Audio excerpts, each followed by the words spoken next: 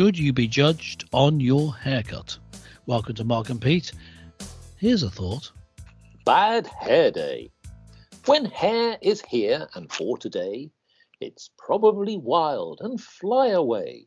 When hair today has gone tomorrow, it means your head is full of sorrow. When hair is not here and is just for hire, it's probably a wig and looks extremely dire. Yes, isn't it remarkable how we are judged on our coiffures, what is on top of our head?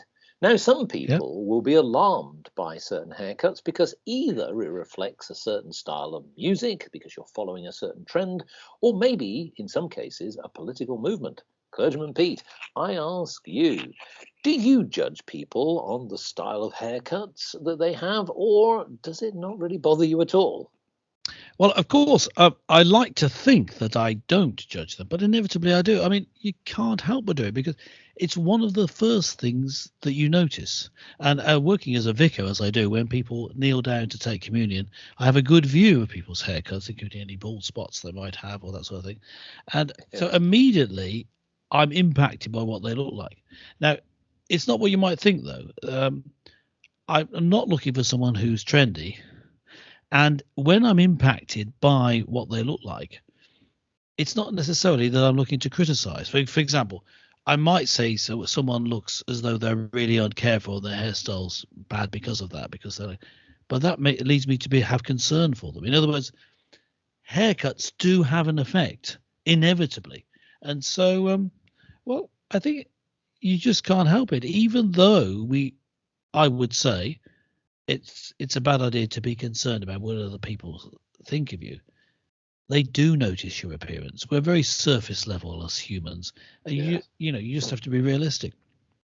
Well, I think realistic is important, but isn't it interesting that many people, if you look through time, have seen haircuts change, and in some cases have been somewhat scary. We've had everything from punk haircuts. We've had, obviously, quiffs from rock and roll eras, and even the mop tops from when the Beatles first came to fame in the 60s.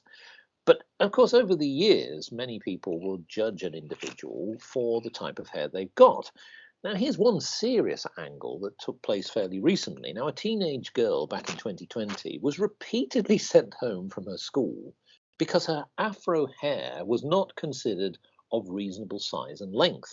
Now, ironically, Ruby Williams, who is the lady in question, actually received £8,500 in an out-of-court settlement after a family took legal action against the Urswick School in East London. Now, victimisation in this front is obviously very serious, and of course, this wasn't really reflecting any political movement. This was just a natural form of hair styling. But what I would say is that what really constitute a decent haircut? Because in many ways, just in some cases, you could argue that perhaps some of the teachers' haircuts, I remember when I was at school, some of them looked sort of rather greasy, limp, and out of style. So I agree with you. How can you necessarily make judgment on somebody who maybe, say, for example, has a particular following of a music group? Surely that's something that we should encourage, shouldn't it? With the idea that you're being inventive. Yes, as I say, I think it is a good idea to feel free to express yourself. I mean, and one of the major ways there is hair. I think hair and shoes are two of the major ways people express themselves. Not ties, then. Going back in, who wears ties these days? But back in the 70s, when you and I were at school together, the late 70s, we would have people wearing, I suppose in the late 70s, still wearing platform-soled shoes, but also wearing very long hair. Yes. Now, to me at the time, it did look ridiculous. But you see, they weren't wearing it to impress me, and I think that's what you need to bear in mind. Who are you trying to impress? And the first person you should really be thinking of is yourself, because it's an expression of you, isn't it? What you look like.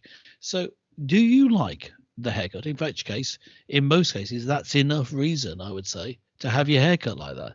Don't bother about what other people think, and don't be led in a certain direction.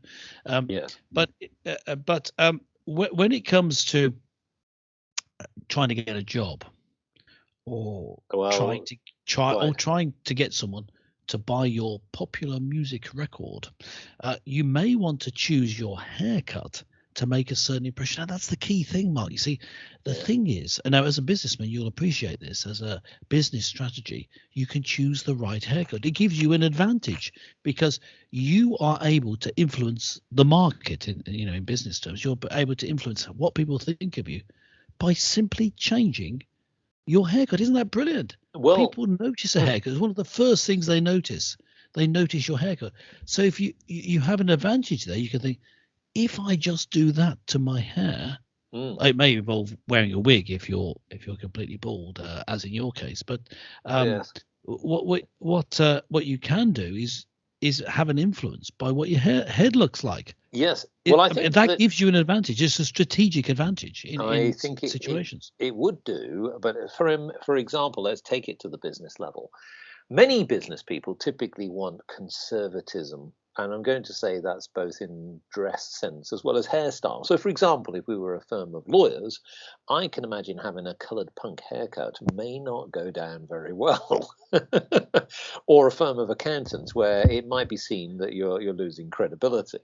But here's the point, isn't it? It's interesting that why can't we have judges with wild hair and braids and great fancy colorings? We just seem to have got to in a very traditional way, and maybe actually we're slightly biased as a result. But I wanted to mention something that you just slightly alluded to, which is what happens if you don't have hair. Now, it's interesting, isn't it? Because we tend to sort of see certain authoritative figures, certain people of a certain age, say, of being naturally not having so much hair. Maybe it's the fact that once you start to get into your 40s, 50s, 60s and above, it seemed to be a little bit more acceptable, especially if you're a man. Now, what happens if you're losing your hair in your teens or your 20s? Then it becomes a little bit more discriminating, doesn't it? Perhaps. Wanted to get your angle on that. What? Well, this was the idea, essentially, that if you're losing your hair at a very young age, you could be ostracized simply because you don't have hair. Yeah. Now here it is. Now here is where I say use something to your advantage. If you're losing your hair, you could go and buy a wig and that sort of thing. When I was talking about buy a wig earlier, I was thinking for a particular acting job or if a pop star, that sort of thing. But if you're losing your hair in general everyday life, the best way to do it, to have an effect that's going to encourage you and make you look good to others, is shave it all off. It's always best to embrace what you have. So if you have pale hair, people say your hair is too pale, embrace it. Use a shampoo that enhances the shine of your light colored hair. And if you have curly hair, embrace it. Instead of trying to flatten it out, no. Use shampoo, use rollers, whatever procedures are best. I don't know any details of that, but use your natural features and own them. That's the best way to make it. The best way to make a good impression and feel good about yourself. The two sides that I said earlier. If you have virtually no hair or you're losing your hair, shave it off. Well, that's one good idea, but I think what you should do is if somebody calls you baldy or shiny or whatever, is just simply say, no, you are not bald. You just simply have very shy hair. And that's very shy. Yes. Yeah, well, that could be the point. But just remember that the biggest pop star, the biggest movie star today is Dwayne Johnson. Well, there you go. Yes. Completely bald. Well, yes. I believe he shaves his hair, but he's very balding, and he shows his hair. And he's regarded as, a very attractive man, and as I say, he earns a lot of money. So, and currently in his latest movie, a superhero, yeah. So why would that be a problem? It's interesting how, say, in politics, as a leader almost always has to have good hair. Presidents of the United States always have good hair. Yeah.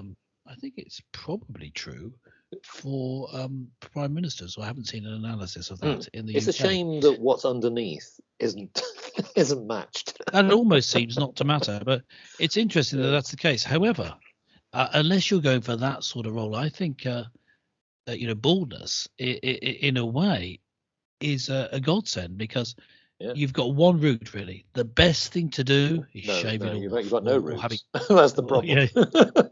You have roots and nothing else. Shave it off, or at least cut it very, very short. Yes. That's the way forward. Now, I've gone that route, even though I have a full head of hair.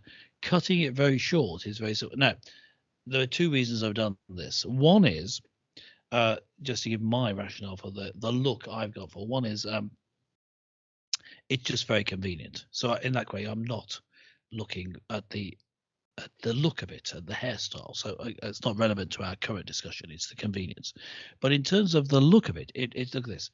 It looks neat, but it looks like you haven't tried too hard. Now, this is important for me particularly in my career. So I working as a vicar, I want to look neat in various situations where I could easily be disheveled. I'm outside at a graveside, I'm rushing from one house to another, visiting people, I'm going between different services where I take on and off, or where robes are one service, not another, I'm getting changed. My hair, if it's very short, will look neat anyway. And it looks like I haven't tried too hard. And I think that's important in most situations. You look neat, but you haven't tried too hard. If it looks like you've just gone through the effort of combing your hair every time you turn up, it looks like you care too much about your appearance. So the discerning amongst you will notice that in thinking all that through, I actually do care too much about my appearance. But the point I'm making is, the impression you make is you look good, but you didn't try in order to do it, and I think that's the best thing to go for. I'm going to vouch for the school of the Shy Hair Brigade. You go that way, you'll save an awful lot of money. You won't need to buy a comb. You won't need to buy any hair products, and believe me, your life will be a lot easier. Yeah. I'm interested to know what our listeners think here. Well, I think so, and I think I'd especially like to hear from listeners who actually sport a mullet or a large afro hairstyle. Two questions to them: what on earth possessed you? And the other thing is, how do people respond to your haircut? Because it'd be interesting to see how in these days how people respond. Let us know in the comments below. Angry responses gratefully received. But keep your hair on. See you next time. Don't forget to subscribe. And of course, comment below. Bye for now.